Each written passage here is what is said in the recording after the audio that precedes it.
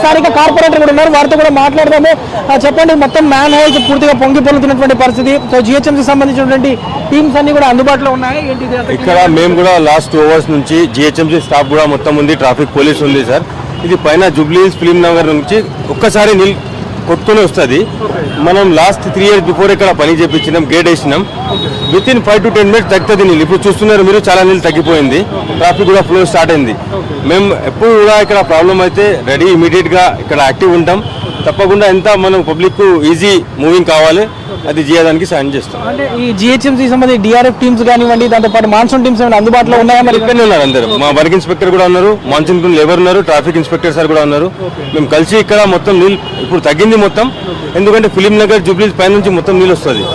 అయితే 10-20 minutes వరకు కొంచెం స్టాగ్నేషన్ ఉంటే, తర్వాత ఇప్పుడు మీరు చూస్తున్నారు కదా మొత్తం నీళ్ళు దిగింది. ట్రాఫిక్ అంతా క్లియర్ అవ్వడానికి ఎంతసేపు టైం పడుతుంది? ఒక 10-15 minutes మాక్సిమం 10-15 minutes. దీంతో పాటు ఈ షేక్పేట్ డివిజన్ లో ఉన్నటువంటి కొన్ని కాలనీస్ లో కూడా వర్షం నీరు చేరుతున్నటువంటి పరిస్థితి. అక్కడేం పరిస్థితి? అది మణికొండ బార్డర్ దగ్గర ఒక కనెక్షన్ ఇవ్వాలి. ఆ 2 days లో కనెక్షన్ ఇస్తున్నాం, అది కూడా మొత్తం వెళ్ళిపోతుంది. చాలా దగ్గర స్టాగ్నేషన్ పాయింట్స్ ఉన్నా ఆల్మోస్ట్ దాకా క్లియర్ అయిపోయినాయి. మన దగ్గర ఒక 2 points ఉన్నది, తొందరగా అది కూడా మనం క్లియర్ చేపిస్తాం. ఎన్ని మాన్సూన్ టీమ్స్ పెట్టారు ప్రస్తుతం ఇక్కడ 15 లేబర్స్ ఉన్నారు మాకు. GHMC monsoon team work inspector ఉన్నారు, 15 లేబర్స్ ఉన్నారు, మాతోనే పొద్దు నుంచి ఉన్నారు.